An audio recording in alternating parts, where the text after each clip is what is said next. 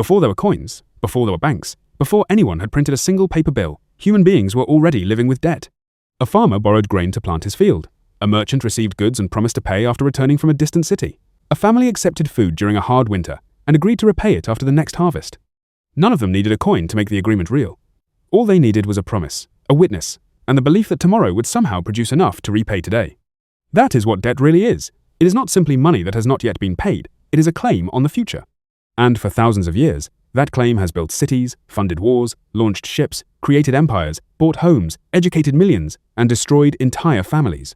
Debt has freed people from the limits of the present, but it has also trapped them inside promises they could no longer keep. In many ways, the history of civilization is the history of people borrowing from a future they could not see. So where did debt begin? No one knows the first time one human being said, "Give me something now, and I will repay you later." It may have happened long before writing. In a small community, debt did not need to be written down. People remembered who had provided food, labor, animals, or protection. Obligations were carried in memory, reinforced by reputation, family ties, and social pressure. Imagine a village where everyone knows everyone else. One person helps repair a roof. Another shares part of a harvest. Someone lends a goat. The exact value may not be calculated immediately. The relationship remains open. One favor creates an expectation of another. This is debt in its simplest form, a social promise. But memory has limits, and as villages grew into towns, and towns became cities, personal trust was no longer enough. People began trading with strangers. Temples collected crops. Palaces organized workers. Merchants traveled beyond the reach of their families. Promises had to survive distance, time, and death. That required records. More than 5,000 years ago, in ancient Mesopotamia, scribes pressed wedge-shaped marks into wet clay. Many of the earliest surviving tablets are not poems, myths, or royal speeches. They are accounts.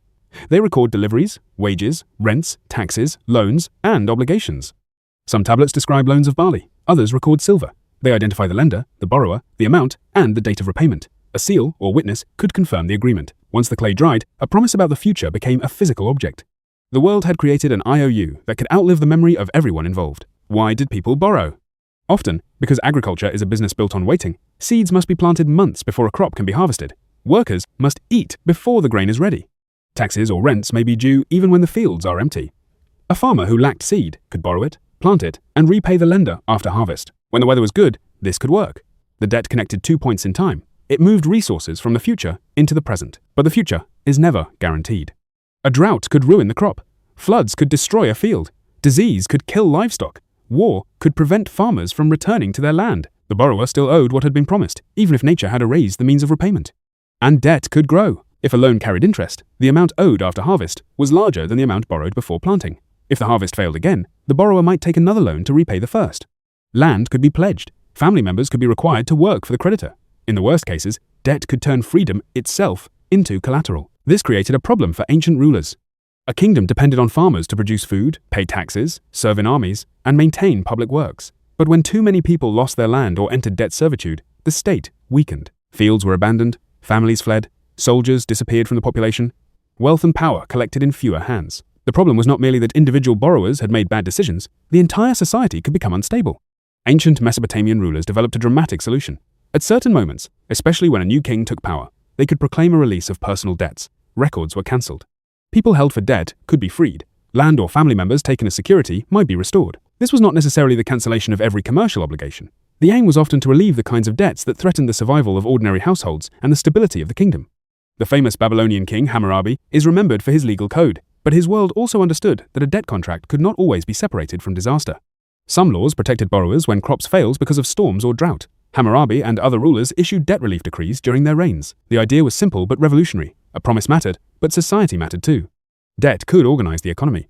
Yet, if allowed to grow without limit, it could destroy the people on whom the economy depended. This tension would return again and again.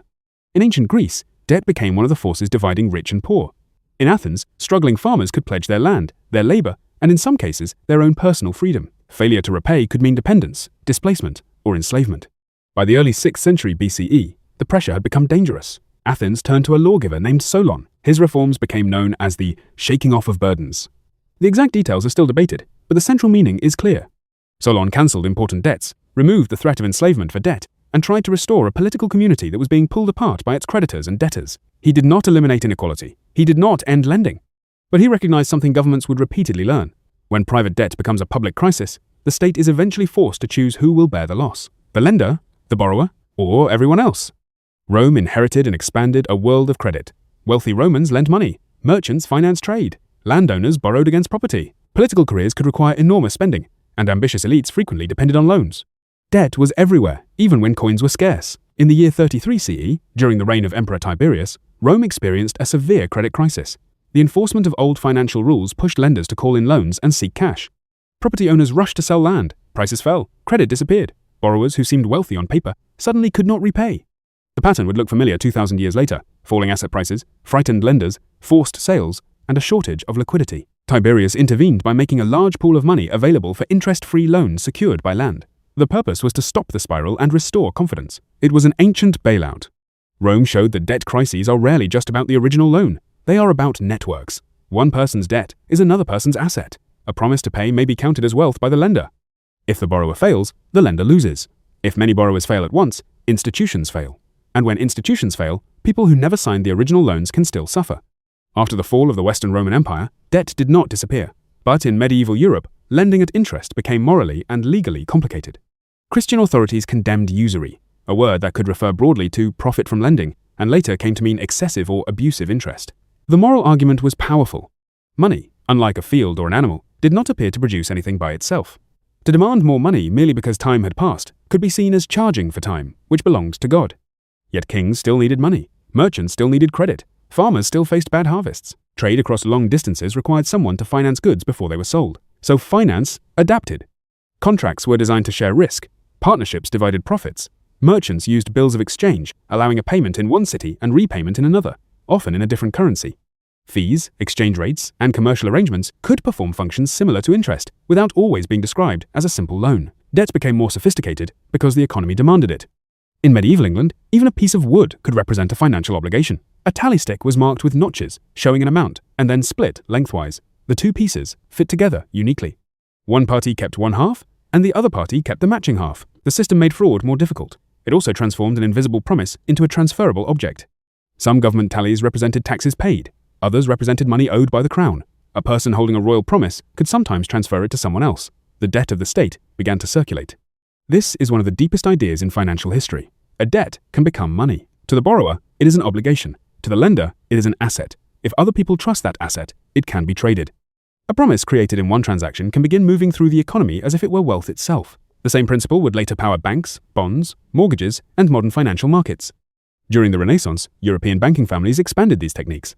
Merchant banks connected cities, currencies, royal courts, and trade routes. They financed commerce, exchanged money, settled accounts, and lent to rulers. But lending to a king was dangerous. A private borrower might lose a house or property after default. A king controlled armies, courts, taxes, and laws. If a monarch refused to pay, what could a banker do? Sometimes, not much. Rulers defaulted, delayed payments, changed currencies, seized assets, or demanded new loans. Yet governments always returned to the market because wars were expensive and taxes arrived slowly. A king might need soldiers today, while the next tax collection would not arrive for months. Borrowing closed the gap. This created a new kind of debt, not simply a personal promise, but a claim on the future revenue of a state. The better a government became at collecting taxes and honoring its obligations, the more cheaply it could borrow. Trust reduced interest. Reputation became national wealth. In the 17th century, this relationship between government and finance changed dramatically in countries such as the Dutch Republic and England. Public debt became more organized. Investors could lend to the state through instruments that were easier to transfer and supported by expected tax revenue. In 1694, the Bank of England was founded during a war with France. Private investors supplied funds that were lent to the English government. In return, the bank received privileges and interest. This was more than the creation of another bank. It helped build a system in which government debt could be managed continuously, rather than treated as a temporary emergency. The state could borrow on a larger scale. Investors gained an income-producing asset. The bank stood between public power and private capital. War helped create modern finance, but modern finance also helped states wage larger wars. Governments that could borrow reliably did not need to wait until enough gold or silver had been collected. They could spend future tax revenues in the present. Ships could be built, armies supplied, and colonies defended with money that citizens had not yet paid. National debt became a machine for moving the resources of future generations into the decisions of current rulers. This sounds frightening, but public debt could also build roads, ports, water systems, schools, and other projects whose benefits lasted for decades. Borrowing allowed the cost of a long-lived project to be spread across the people who would use it in the future. Debt was neither automatically good nor automatically evil. Everything depended on what it financed, the terms of repayment, and whether the future became wealthy enough to carry the promise. The Industrial Revolution expanded debt into nearly every corner of economic life. Factories required machinery, buildings, raw materials, and wages before products could be sold. Railways demanded enormous investments years before the first passenger bought a ticket. Mines, canals, ships, and telegraph systems all required capital on a scale that few individuals possessed. Companies borrowed. They issued bonds. Investors bought shares. Banks collected deposits and extended loans. Credit accelerated growth because it allowed society to act before all the required money had been saved. But acceleration increased the danger of collision. When optimism was high, investors assumed that tomorrow's profits would easily repay today's debts. Lending expanded. Asset prices rose. The rising prices made borrowers appear safer, encouraging even more lending. Then something changed. A company failed. A war began. A crop collapsed. Interest rates rose. Investors lost confidence. Loans were called. Assets were sold. Prices fell. Collateral that had seemed valuable suddenly could not cover the debt.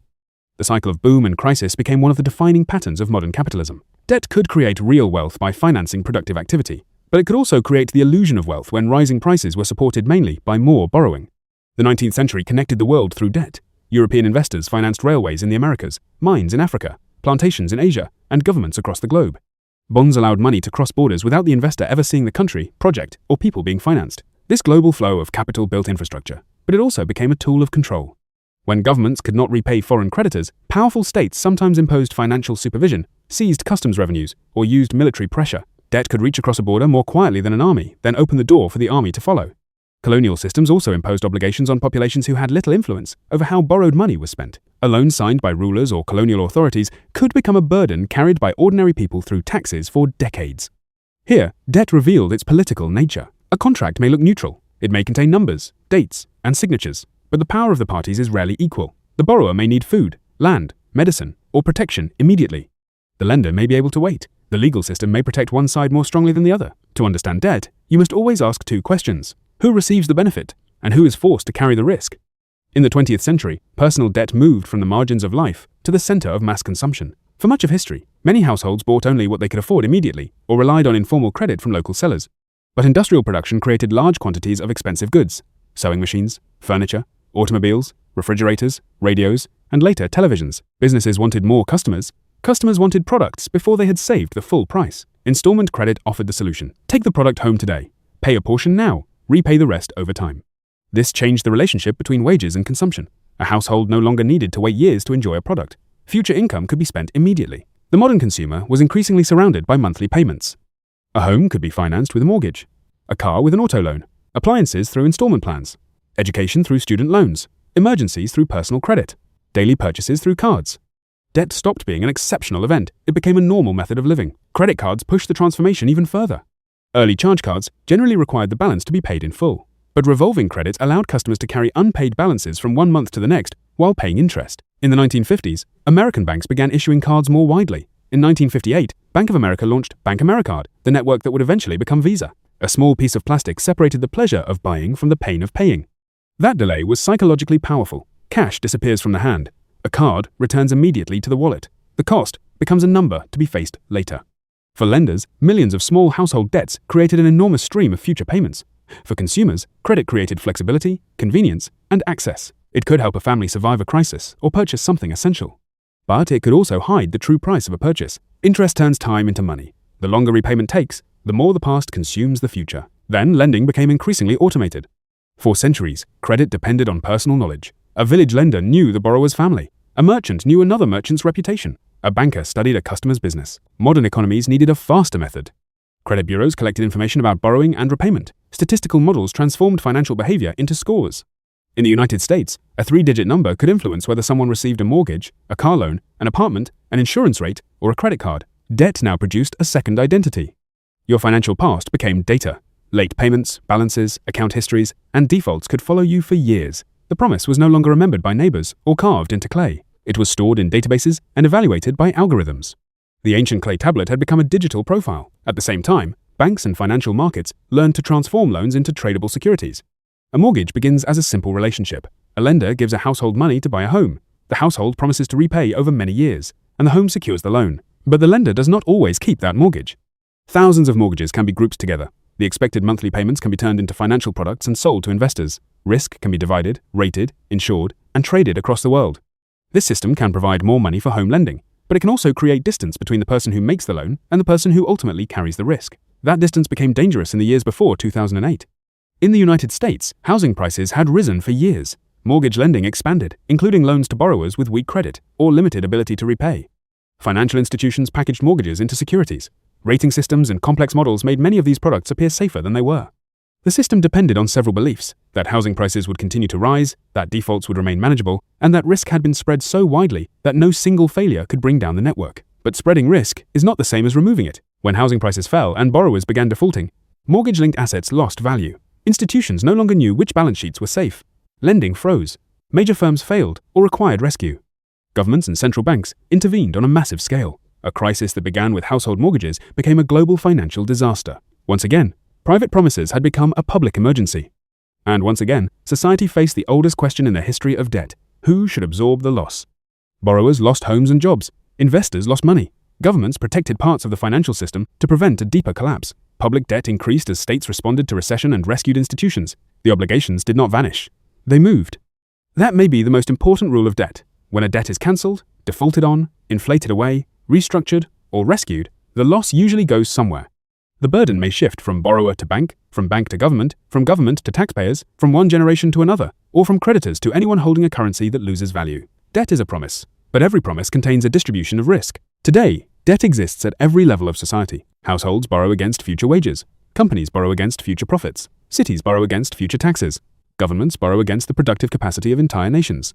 A country's debt is different from a household loan. Governments can tax, refinance, regulate banks, and in some cases, issue the currency in which they borrow. They may roll debt over for generations rather than repay it like a 30-year mortgage. But governments do not escape consequences. If investors lose confidence, borrowing costs can rise. If too much revenue is required for interest, less remains for public services. If debt is owed in a foreign currency, a falling exchange rate can make repayment far more difficult. A government may restructure its debt, delaying payments or reducing what creditors receive. Sovereign debt crises can close schools, reduce medical spending, weaken currencies, destroy savings, and push millions into poverty. Yet, refusing all public debt would also carry costs. During wars, pandemics, natural disasters, or deep recessions, government borrowing can prevent a temporary shock from becoming permanent destruction.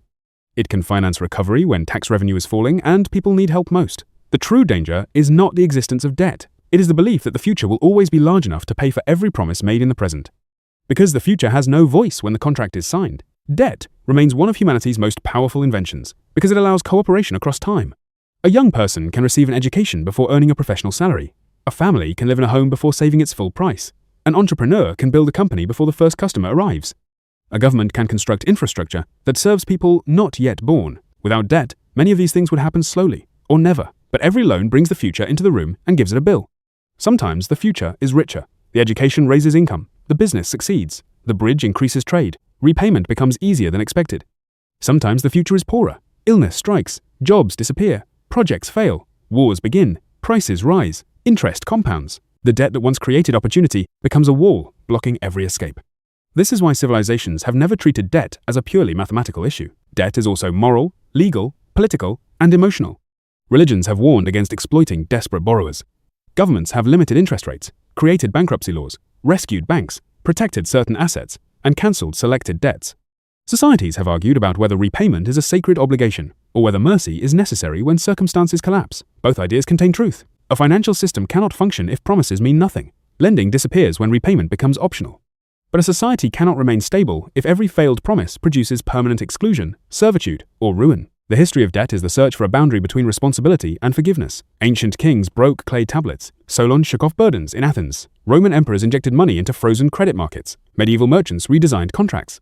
Modern states created bankruptcy courts, central banks, deposit insurance, lender of last resort facilities, and debt restructuring systems. The tools changed, but the problem remained. How do you preserve trust without allowing debt to destroy the society that created it? There may never be a final answer. Technology is now creating new forms of credit. Loans can be approved in seconds. Algorithms can analyze thousands of signals. Buy now, pay later services divide small purchases into installments. Digital platforms reach borrowers who may never enter a traditional bank. Governments and companies can track obligations at enormous scale. The process is faster, easier, and more invisible than ever. A farmer in ancient Mesopotamia could hold the clay tablet that recorded his burden. A modern borrower may owe money to an institution whose name he has never heard, through a contract he accepted on a screen, evaluated by a model he cannot examine, and financed by investors in countries he will never visit. But beneath the technology, nothing fundamental has changed. Someone receives value now, someone promises value later. Someone believes the promise, and someone carries the risk that the future will not arrive as planned. Debt did not begin with banks. It did not begin with coins. It did not begin with capitalism. It began the moment human beings learned to exchange trust across time. That trust helped build civilization. It also created one of civilization's oldest dangers. Because when you borrow, you are not simply spending money. You are making a deal with a person you have never met, your future self.